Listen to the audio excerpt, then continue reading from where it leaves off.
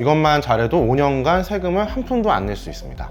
선택하시게 되면 각종 불이익을 볼 수가 있기 때문에 신중하게 선택하셔야 됩니다. 사업자 등록을 잘못해서 총 4억을 손해봤습니다. 세금 폭탄의 수업료를 내면서 직접 깨우친 눈물의 영상인데요. 사업자 등록 필수 상식 3가지. 이것만 하셔도 세금 전액 면제가 가능합니다. 네, 안녕하세요, 세무사님. 안녕하세요. 네, 세금 덜 내는 사업자 등록. 첫 번째 꿀팁은 뭔가요? 대표자를 누구로 선정하는지가 가장 중요한데요. 이것만 잘해도 5년간 세금을 한 푼도 안 낼 수 있습니다. 창업이 첫 번째고, 대표가 청년이라면 청년 창업 중소기업 세액 감면을 받을 수가 있거든요. 5년간 법인세를 50%에서 최대 100%까지 감면해주는 파격적인 제도입니다. 대표를 정했다면 그 다음엔 뭘 정해야 할까요? 개인 사업자로 할지 법인 사업자로 할지를 정하셔야 됩니다. 이것도 만약에 잘못 선택하게 되면 세금을 2배 더 낼 수 있기 때문에 잘 선택하는 것이 중요합니다. 제 주변에서도 창업을 할 때 정말 많이 고민을 하시더라고요. 돈을 많이 벌면 법인, 아니면 개인이 낫다. 맞는 말인가요? 꼭 그런 것은 아닙니다. 개인 사업자와 법인 사업자의 차이점이 워낙 많아서 상황에 따라 다르기 때문입니다. 두 가지의 가장 큰 차이점은 소득 귀속의 여부입니다. 쉽게 말하면 개인 사업자는 대표가 소득을 갖고 법인은 대표가 아니라 법인 명의로 소득을 갖게 된다고 보시면 됩니다. 그렇게 들으면 개인이 훨씬 더 좋아 보이는데요? 그렇게 생각할 수가 있는데요. 개인보다 법인이 유리한 것이 있습니다. 그것이 바로 법인 사업자가 적용받는 세율이 개인 사업자가 적용받는 세율보다 더 낮다는 것에 있는데요. 개인은 현행소득세법상 최저 6%에서 최대 45%까지의 세율을 적용받고요. 법인은 최저 9%에서 최고 24%의 세율을 적용받게 됩니다. 예를 들어 개인 사업자와 법인 사업자가 각각 2억 원을 벌었을 때 납부해야 할 세금이 무려 3,860만 원이 차이가 나게 됩니다. 정말 많이 차이가 나네요. 그러면 이렇게 납부해야 할 세금 말고도 개인과 법인의 차이점이 또 있을까요? 세금 납부 방식에 차이가 있습니다. 사업자 유형이 법인이냐 개인이냐에 따라 차이가 발생합니다. 개인 사업장으로 부업을 하시게 되면 부업 소득은 기존 직장의 소득과 합산이 되는데요. 반면 법인은 법인 소득과 기존 직장 소득이 별도로 세금 계산이 되어 낮은 법인세율을 적용받으실 수 있습니다. 네, 그 외에 신청 절차, 운영 방식 등의 다양한 차이점 전부 저희가 정리해서 띄워드리겠습니다.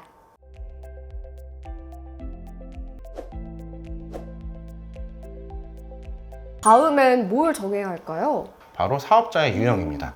그래서 매출액에 따라 일반 과세자와 간이 과세자로 나눠지고요. 부가세 과세 여부에 따라 과세와 면세로 나눠지게 됩니다. 일반 과세자와 간이 과세자의 차이점은 뭔가요? 간이 과세자가 부가세 부담이 더 적습니다.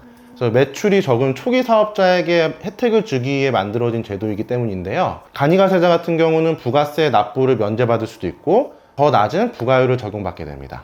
보통 부가세는 10%잖아요. 간이 과세자의 부가세율은 몇 %인가요? 간이 과세자는 부가가치세율 10%에 업종별 부가율 15%에서 40%를 곱해서 적용받게 됩니다.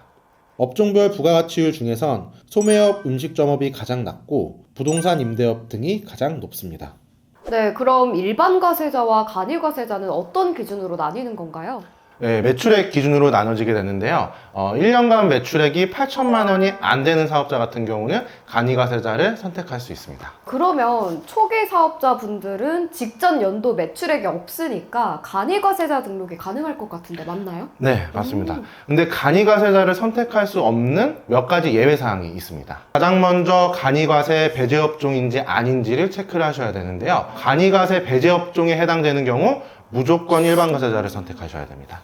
그래서 먼저 예외 상황을 확인하신 후에 매출액을 기반으로 해서 일반 과세자와 간이 과세 중에 선택하시면 됩니다. 그렇다면 사업 초기에는 간이 과세자가 무조건 좋은 건가요? 꼭 그렇지만은 않습니다. 간이 과세자가 부가세 부담이 적어서 좋아 보이지만 다음의 3가지 경우에는 일반 과세자가 더 유리할 수 있습니다. 네, 첫 번째는 초기 투자 비용이 더 큰 경우인데요. 일반 과세자는 부가세 환급이 가능하지만 간이 과세자는 부가세 환급이 안 됩니다. 매입세액이 매출세액보다 큰 경우에는 환급 받을 수 있는 일반 과세자가 더 유리할 수 있습니다. 두 번째는 세금 계산서를 발행해야 하는 경우인데요. 연매출 4,800만 원이 안 되는 간이 과세자 같은 경우는 세금 계산서 발행이 불가능합니다.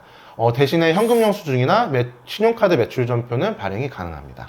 사업자 간에 거래할 일이 많을 경우에는 조금 곤란할 것 같아요. 네, 그래서 B2B 업종인 경우에는 일반 가세자가 더 유리할 수 있고요. B2C 업종 같은 경우에는 간이 가세자를 선택해도 큰 문제는 되지 않습니다. 네, 세 번째는 간이 가세자가 비용 처리 측면에서 불리할 수도 있는 건데요. 간이 가세자가 부가세 환급이 안 된다는 점을 노려서 증빙 없이 거래를 하는 죄들도 있습니다. 그렇게 되는 경우에는 나중에 종합소득세 때 비용 처리가 없기 때문에 불이익을 받을 수가 있습니다. 일반 과세자와 간이 과세자의 장단점도 한번 정리해봤으니 참고해주세요.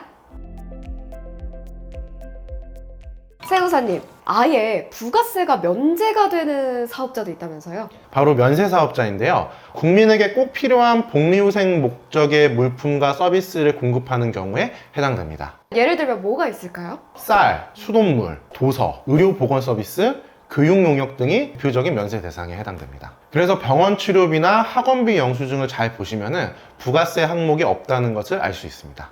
네, 듣고 보니 정말 우리 실생활에 꼭 필요한 것들인데요. 어떤 항목이 있는지 정리해봤습니다. 다음은 사업장 주소지입니다. 세우사님, 사업장 주소지를 선택할 때도 꿀팁이 있을까요? 네, 당연히 있습니다.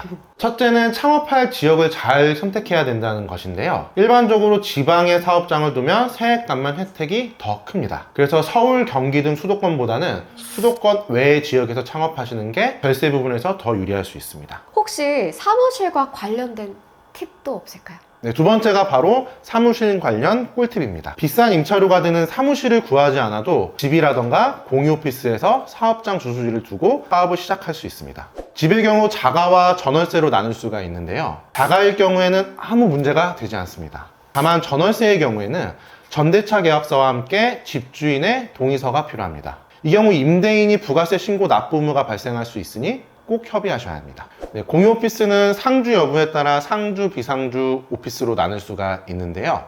비상주 사무실 같은 경우는 상주하지 않고 주소만 빌려 쓰는 방식입니다. 혹시 불법은 아닌가요? 네, 엄연히 합법이고요. 일반 사무실에 비하면 가격도 저렴해서 인기가 많습니다. 그렇다면 비용 순으로는 가정집, 비상주 사무실, 일반 사무실 순이겠네요. 이 세 개의 특징을 한눈에 정리해드리겠습니다. 마지막 순서는 업종 코드입니다. 세무사님, 업종 코드 고르는 꿀팁이 있을까요? 네, 정말 쉬운 방법과 조금 더 심화된 방법, 이렇게 두 가지를 알려드리도록 하겠습니다. 첫 번째 방법은 구글에서 내가 하고 싶은 업종을 검색해 보시는 겁니다. 대부분 상단에 바로 나오는데요. 그러면 빠르게 찾고 싶은 분들에게는 아주 딱인 꿀팁이네요. 네, 하지만 검색해도 나오지 않거나 하나를 고르기가 애매한 경우가 있습니다. 그럴 때 아무거나 선택하시게 되면은 나중에 각종 세액 감면에서 불이익을 볼 수가 있기 때문에 신중하게 선택하셔야 됩니다. 그럴 땐 한국표준산업 분류표를 참고해서 직접 업종 코드를 찾으시는 방법이 있습니다.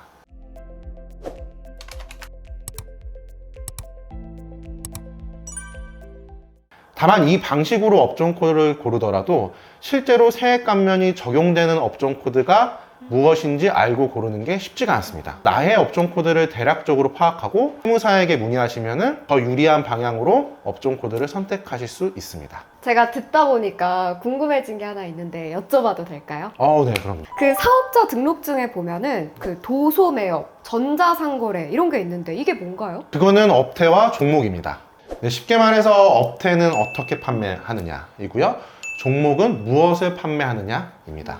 예를 들어 업태를 음식점업으로 선택하셨다면 종목은 한식, 양식, 중식 중에 선택하시면 됩니다. 업태와 종목을 알면 업종 코드를 고를 때 더 쉬울 것 같아요. 네, 맞습니다.